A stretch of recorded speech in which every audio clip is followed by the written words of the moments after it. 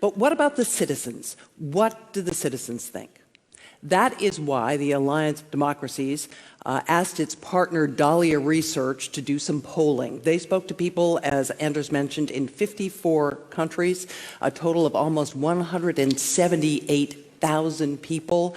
We're going to hear a lot about what they had to say in the course of the day. With the highlights, let me welcome to the stage Nico Jaspers, who is CEO of Dalia Research.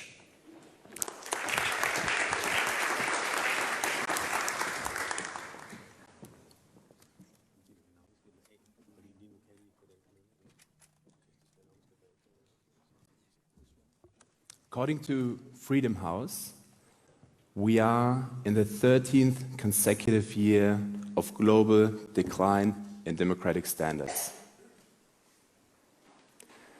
Now, for someone like me from Berlin, which 70 years ago laid in ashes and was at the center of one of the biggest democratic revolutions the world has seen, this is deeply disturbing.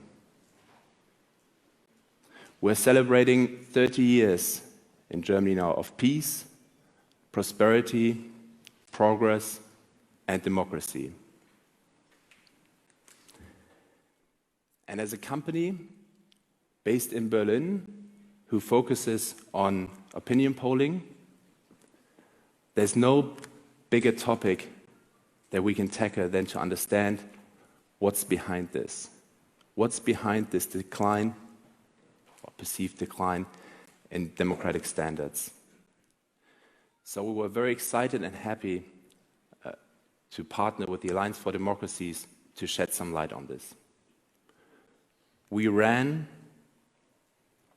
between April and June, these are very fresh numbers, a global survey, probably the biggest survey on democracy, interviewing 177,000 people across 54 countries, and these countries represent 75% of the global population,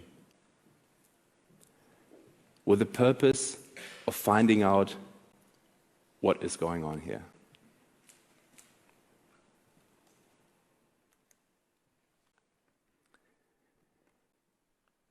So the decline in democratic standards could, of course, be because people stop believing in democracy. They're disillusioned, they're disappointed. So the first question we were interested in was to ask, how important is it actually, how important do you think, how important is it for your country to be a democracy?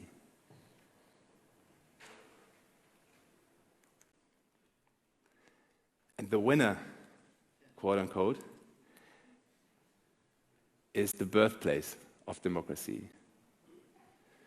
So the highest importance to democracy was attributed in Greece. Over 92% of the people said, it's extremely important for my country to be a democracy. But this, and this was really, when we saw this, this was amazing. Across all the countries that we polled, a large majority of people said, it is important for my country to be democratic. And even in those countries where we measured the lowest, so the countries at the bottom, Iran and Saudi Arabia, still a majority of the people said it's important for our country to be a democracy.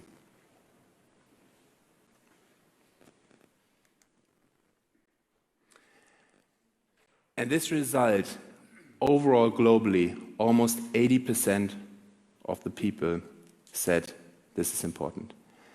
And this result holds true. We looked at male, female, we looked at education levels, we looked at where people live, we looked at their age. Everywhere we saw the same results. People want their country to be democratic. Now there were some interesting differences. For example, women overall were a bit stronger than men, particularly in Saudi Arabia. And in some countries, there was a very, very strong youth voice for more democracy. But overall, no matter where you look, every group of the populations that we surveyed said this is important.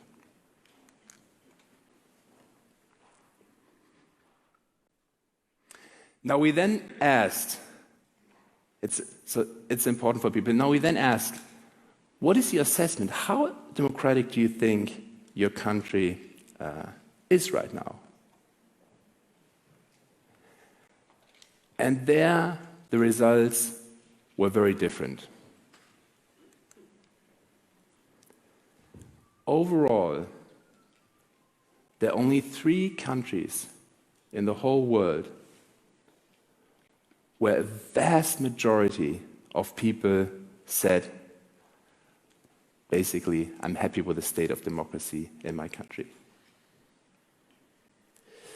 And these 3 countries are Switzerland,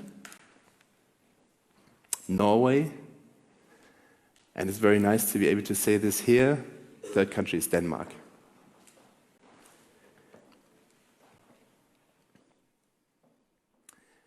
And then there are lots of other countries where a majority said, I'm essentially happy with the state of democracy in my country. My country is democratic. And you have Canada there, you have Australia there, you have Germany there, you also have China there. So we'll have to think of how reflective that is of the efficiency of the state media, maybe. I don't know. And then there were a very large number of countries where less than 50% of the people said, my country is democratic enough. And among these countries are maybe some of the usual suspects, you would say, Russia, Saudi Arabia, Egypt, Turkey, Thailand. But among these countries are also the US, France, the UK, Italy, and Greece. And this should really give us some pause for thought. And then when you go to the bottom of the table, there's Venezuela, for obvious reasons. I think 3 million people have left. This is an incredibly strong signal. Things are very bad there. There's Iran, but then there's also Hungary.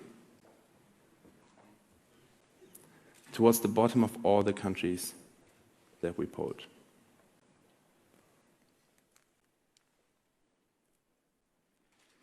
So there's a huge gap in what people expect and what reality is like. How important people think it is for the country to be democratic, and how democratic they actually see it. And you might think that overall, this might be due to the fact that there are some countries that are democratic and there are some countries who are classified as non-democratic. But this is not the case. Even if you look at only democracies, so it's a bit better than in non-democracies, but it's not really far from the global average. So it's not enough to say, oh, okay, this is just because of the non-democracies where people are happy. No, this is because there are certain countries, not all, but there are certain countries where people are extremely unhappy about the state of democracy. And this gap is really fascinating. It's something that we call the perceived democratic deficit, because it shows you how much pressure how much democratic pressure there is in different countries. Now, you could have countries where people have high expectations, but the high expectations are met. And you could have countries where there are low expectations, and the low expectations are met. It becomes tricky when you have countries where you have high expectations and low standards. This is where we need to pay attention.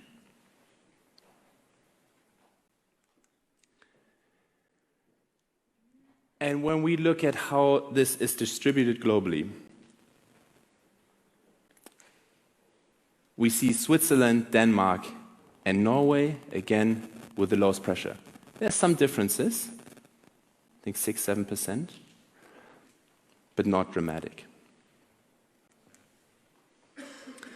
And then there are a range of countries where there's some medium pressure, I would say.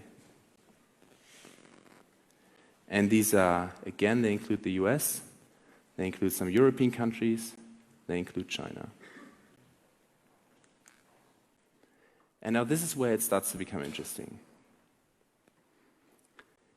Here are countries where there's significant pressure, and we see that. We see that in Russia. We see that in Egypt. We see that in Mexico, where the whole system is in flux and changing.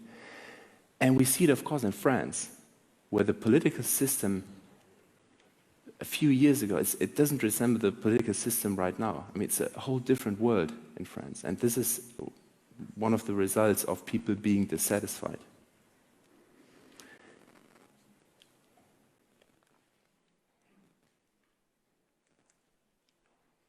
But you can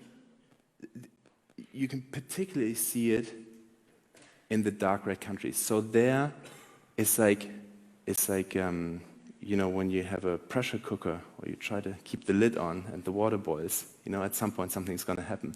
And these are the countries where there's really, really significant and big pressure. And either we've already seen the results, like in Brazil, where after a decade of stagnation, huge mistrust in the political system. Hi, Fatima. I'm your And turmoil, the whole system is in flux. You see it in Ukraine, you see it in Turkey, for a long time, kind of on the, how should I say in a diplomatic way, probably on the driving force behind the Freedom House decline in democratic standards, now a bit changing. You see that there. You see that in Thailand, there's pressure building up. But you particularly see it in many European countries. You see it in Italy. You see it in Poland. You see it in Ukraine, you see it in Greece, and you see it in Hungary. And what happens right now, especially in Italy and other countries, and maybe in the future in Poland, this is a reflection really of this huge gap in the expectations of people on their democratic systems and what they feel they get. And the dangerous thing is, this can go in many directions. It can have a positive impact, like 30 years ago in Berlin. But it can also have a very negative impact.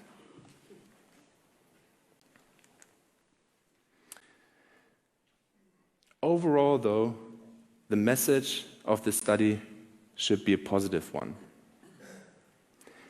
People have not lost faith in democracy around the world. Quite the opposite. People demand more of it. And they demand more of it to different degrees in different countries. And some countries, like Denmark, according to these numbers, are blessed.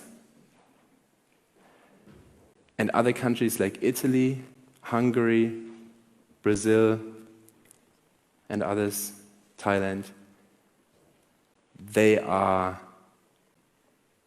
already in turmoil or they will be in turmoil, because this does not sustain. Something will happen. Now, there's obviously the big question of why this difference in different countries, and all happy families are alike, all sad families are different, so we have to look at the deeper reasons. And in this study we asked many questions, not just a few. We collected, I think, overall over 3 million answers from these 177,000 people.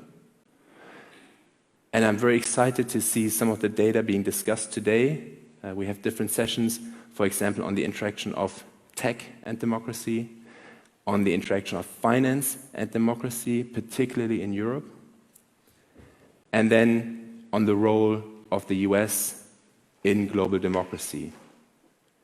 As a shining light, as Anders mentioned, and then maybe more recently also with some question marks. So there will be sessions on this. It will be very exciting. This is going to be an amazing day to go through this and to have these lively discussions.